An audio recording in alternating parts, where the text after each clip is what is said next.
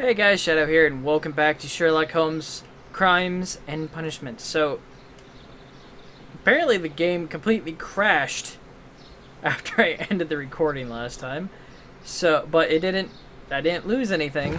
So we are going to check the dialogue here really quick, and, crap on a stick. What was I gonna check it for?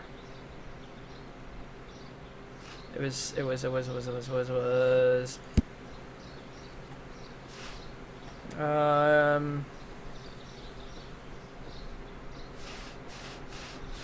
Just past this.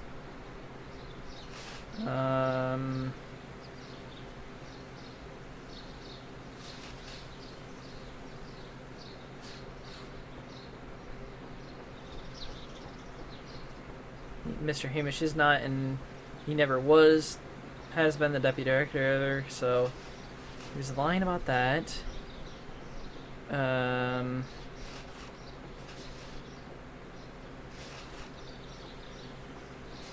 He hated my father, so that's something else.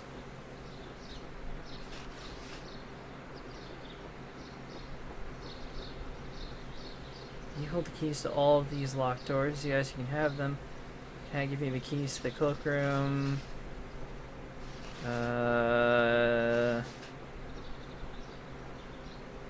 Yes, he came here with Mr. Hamish for his weekly visit. There was nothing unusual about that. And then nothing. They stepped out yard. It's perhaps 9:40. About 10 minutes later, I saw my father heading to the dry tropics room where Mr. Hamish returned here. Mr. Hamish and his wife. Mr. Hamish visited me a couple times. I saw him returning and talking with Mrs. White. It's about 10. You're back to tell me.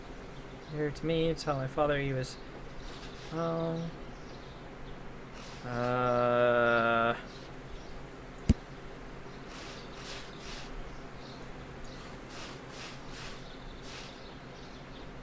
What? No, I don't want the Green Grand Mystic. I want him.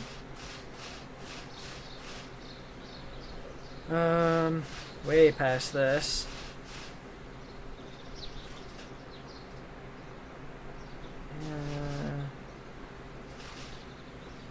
He's used to stuff I tell him, so he doesn't know anything about botany, so I'm pretty sure it can't be him. Yeah, this is probably interesting watching me read through all this, but I know past this. He lied about his family not being connected.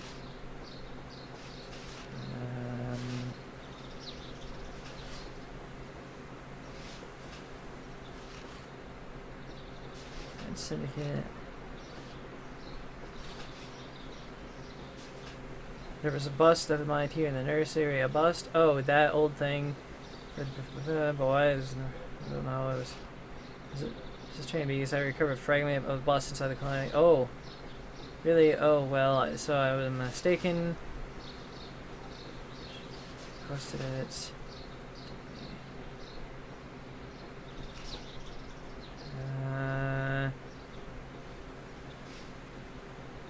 Yes, of course, I met him, and we went to see Albert and his son around 9:30. Quite calm. After paying multiple visits to Albert, I had a little talk with Mrs. White. Then I returned to my desk, complete some paperwork. Suddenly, I observed that Mr. Dunn was not feeling well, so. Okay. So I thought that the kid was in the seed room, but I was wrong. I'm sure it was Martin Hamish. His son doesn't know anything about botany, and the only other person that could have done it was Miss White, but she has proof that she was in the laboratory at the time, so I don't think it could have been her. Unless it's premeditated and she set a different date. But Locked. oh, I need to talk to Lestrade, so I need to get away from the bars. Inspector, I believe that Martin Hamish is guilty of the murder of Montague Dunn. Aha! I knew it. I'll send a letter round to arrest him. Very good. I shall wait to hear from you. Sometime later. Does that mean I'm going back to Scotland Yard? Is that what this means?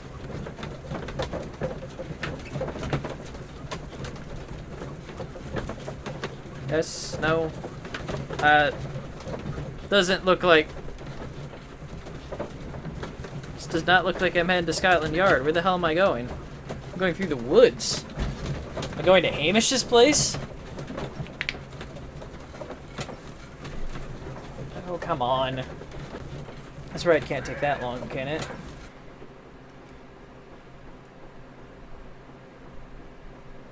Inspector, I came here as quickly as I could. Martin Hamish is in the large glass house. There's no need to hurry. He's dead.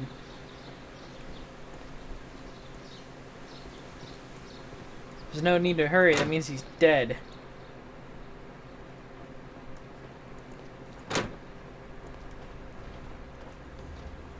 Holmes, my God! Yes, we found him like that. Our messing around with the ventilation system didn't go unnoticed. Mr. Hamish realized that we knew. Inspector, could you arrange the body, please? I should like to examine it.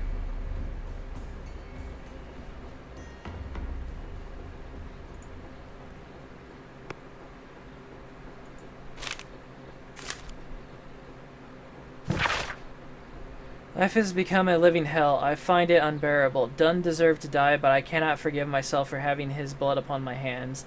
We Hamishes seem to have always fallen victim to our circumstance. I find myself to be no exception. I must atone, and I shall do so here and now. Farewell. What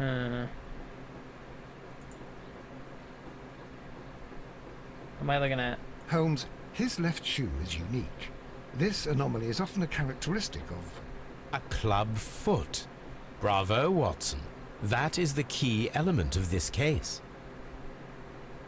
What? Huh? How so? The mark around the neck is very visible. He died instantly.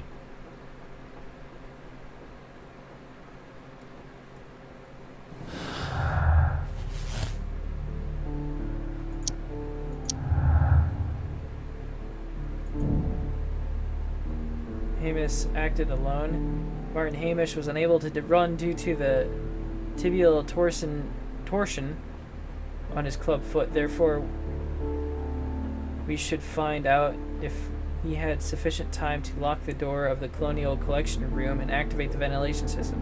Did he have an accomplice? To Lestrade.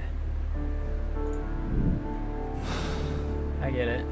You know, I thought it was suspicious because the only person that had keys was his son. Was Dunn's son, Albert. Something about this rings very oddly. Why do you say that, Mr. Holmes? Why?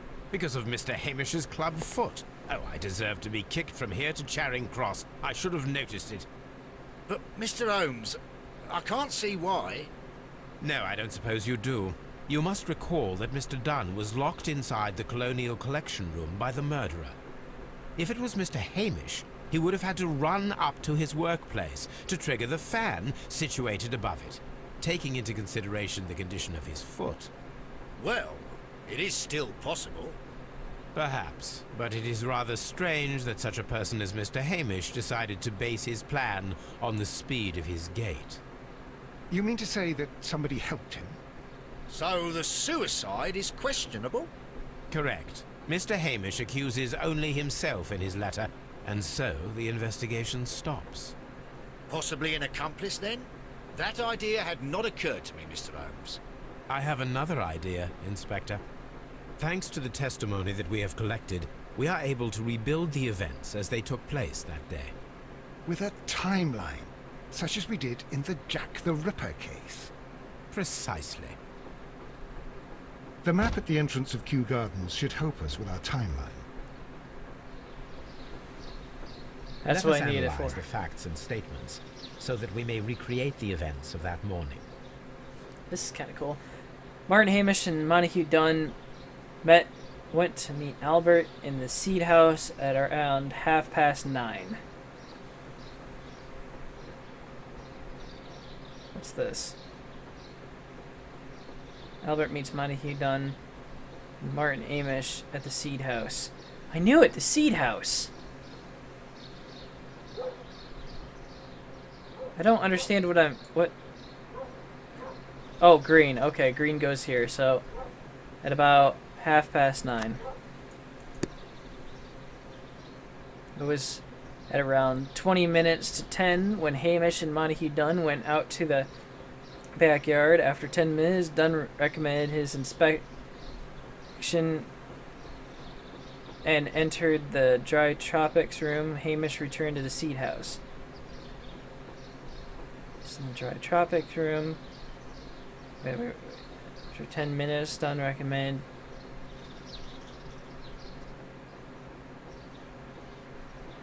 recommenced his inspection and entered the dry tropic room. So 20 minutes to 10, so that would have been 9:40. After 10 minutes, that would have been 9:50. He was in the dry tropics room. Montague Dunn and Hamish go to the backyard. To the Seed House. 9:50.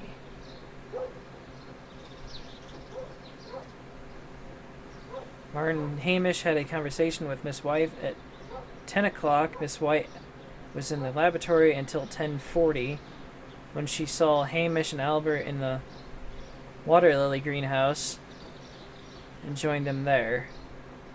Miss White is talking to Miss... Martin Hamish had a conversation with Miss White at 10 o'clock.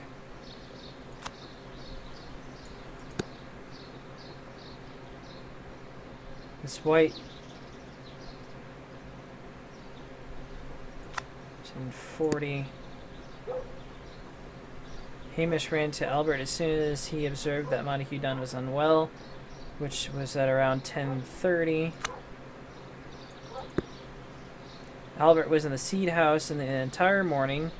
He observed Hamish running from visiting Miss White at 10 minutes past 10.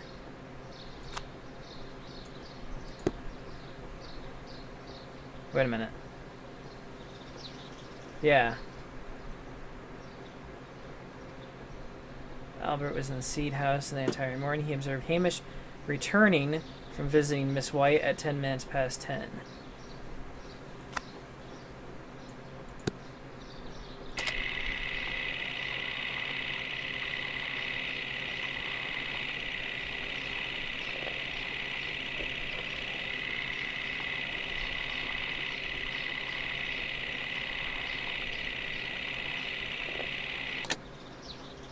Let us summarize. Montague Dunn was poisoned inside the Colonial Collection Room. He forced open the door, which means that someone locked him inside there at 10:20. Martin Hamish was last seen at 10:10. This means that he has approximately 10 minutes to lock the door of the Colonial Collection Room. Given that he was club-footed, it is doubtful. Albert also has 10 minutes to lock the door of the Colonial Collection Room, which is quite enough time. Miss White was last seen at 10 o'clock, which means that she had approximately 20 minutes to lock the door. More than enough time. Perfect, Watson. Now, let us ascertain who assisted Martin Hamish in killing Montague Dunn.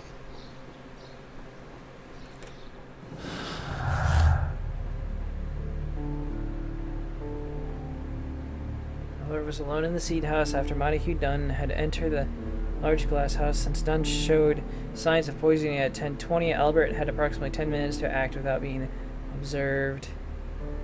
She had 20 minutes. I think it was her. Because she had reason, too. Because she was indebted to Dunn, and she was about to get fired.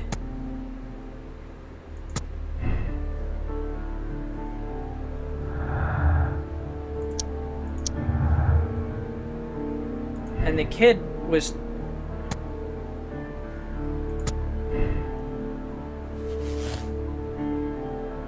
I'm sure it was White that's the accomplice.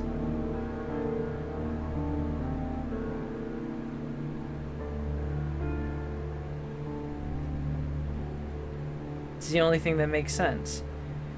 Because she had a motive. He had a motive a little bit, but it's not... Like, his dreams were dashed, but he was starting to try and take care of the greenhouse, or the nurse... He was trying to take care of it after his father died. He was trying to start taking care of it.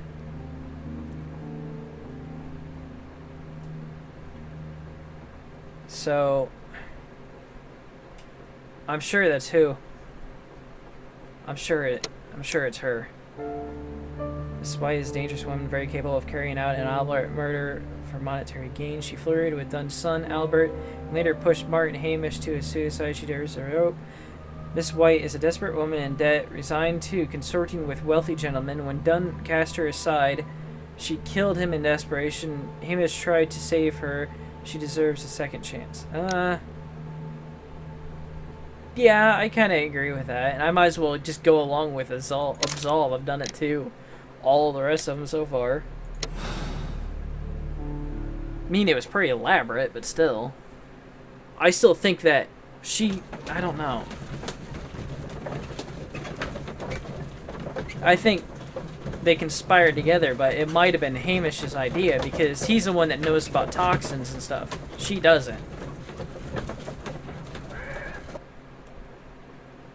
And we didn't listen to the whole tube, so it doesn't mean that she was there for all the way. But Holmes, how can you be certain that we'll find Miss White here?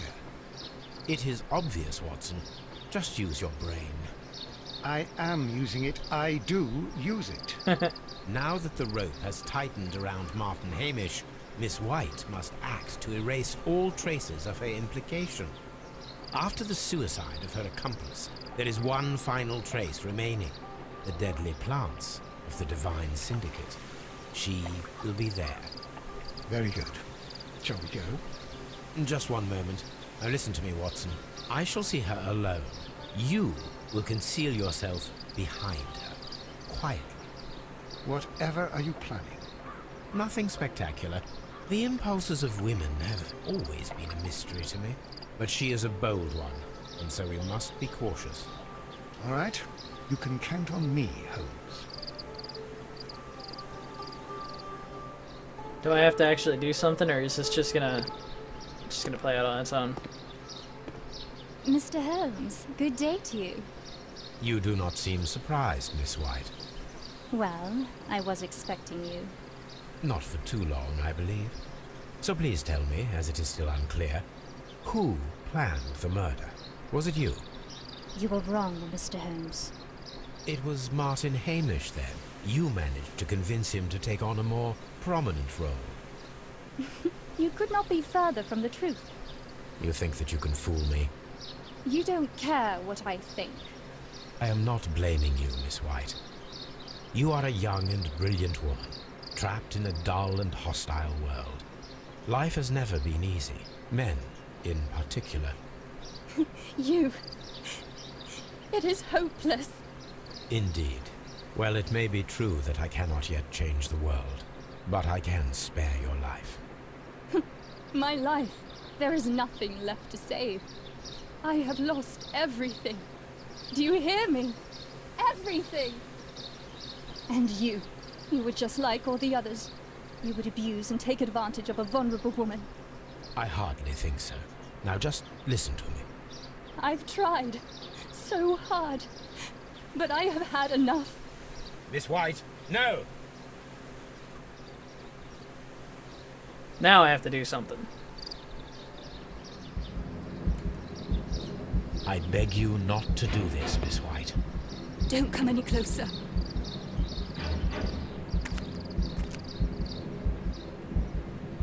Please remain calm. We can help you. Not one step further. Don't try to stop me. Stop this foolishness. cannot truly want to die. No, it's too late.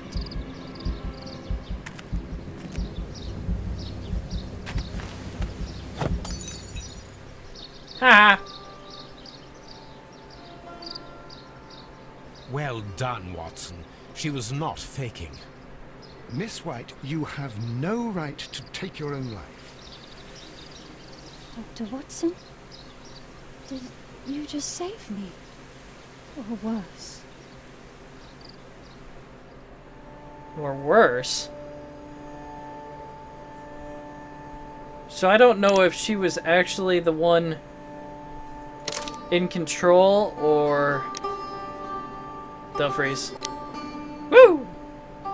Well, not everybody made the same moral choice that I did, but it was definitely her.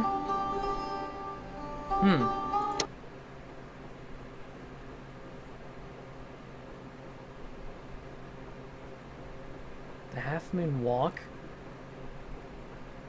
Okay then.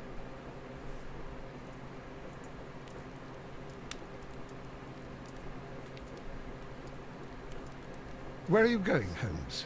Have you been invited somewhere? We have been invited, Watson, We have. Where to? to the Baker Street Irregulars' annual dinner. They sent us an invitation. It is on the table. A dinner? How could those street urchins afford anything like that? I can't understand your interest in them, Holmes. They're dirty. They wouldn't hesitate to steal your wallet. Watson, you should be excited. It is a secret dinner. Its location changes every year. Read the menu. Sounds mouth-watering. All right. We, the secret police of Baker Street, invite you, Sherlock Holmes, and Dr. Watson to our annual dinner. Menu, entree, frozen rat head salad. Is this a joke? Not at all. Pray continue. Main course, sow's udder in Danny Nutcracker's way. Ah, sounds disgusting, Holmes. Hedgehog goulash. Street turnips in homemade juice. And it goes on. Ah, I can hear them on the stairs now. Oh, we can't go there. We can't eat that. Watson, you'll hurt the feelings of those poor children. We have to go. Oh, Mr. Holmes. It is fine, Mrs. Hudson. Mr. Holmes! Uh-oh. Wiggins, Dr. Watson is getting ready. He will be delighted to join us. You don't look well, my young man. Is there something wrong? Don't tell me the dinner is cancelled. Mr. Holmes is my brother Leighton. He's in a prison cell. They say he's killed 2 men. You have to help us, Mr. Holmes, because I know he didn't do it. Where is he now? From what I've heard, they took him to the yard, and they gave him a good beating already. Jesus. You know what they're like. They'll hang him. They won't look any further. Holmes, we have to help him. And forget about the dinner? Wiggins, I'll take the case. You're fantastic, Mr. Holmes. I'll be waiting for you at the crime scene. You'll be there, right? It's on Half Moon Street in Whitechapel. Very well. Okay. Whitechapel, here we come. I wasn't expecting this, but...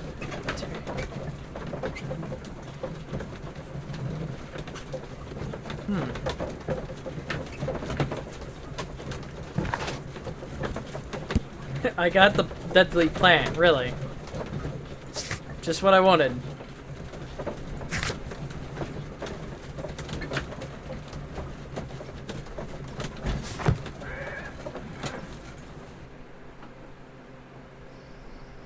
Okay then, where are we going?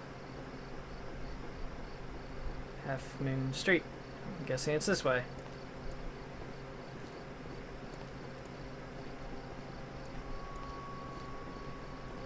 Holy shit. This is a dark alley, alright?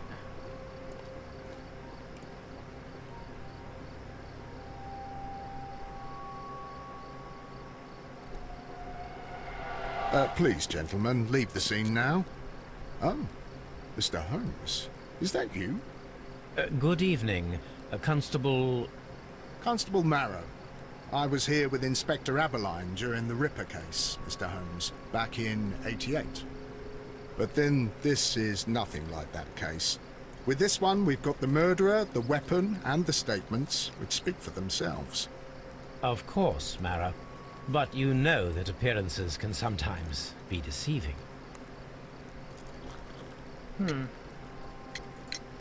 Who were the victims? The two men here, both shot. The stud fellow was Brian Vercotti, a well-known ruffian. The other, Kenneth Butler, a jeweller by trade. Okay. You spoke of statements. You have witnesses? Well, I was there, so I gave my own statement. And then there were two other witnesses who said they saw the killer chap. Mr. Turner, a gentleman who lives in that flat over there. And Polly Powell, a flower seller, who was over at the far side of the street. Really? So, Constable Marrow, I should be delighted to hear your testimony. I was standing at the north side of Half Moon Street. That was the side that you came from. But you would have been unable to observe this part of the street, where we are standing now. That is correct. But I saw the two victims slowly enter Half Moon Street, and then shortly after, the fireworks started. A few minutes after that, the fellow Chapman rushed towards me and ran into Half Moon Street. Please continue.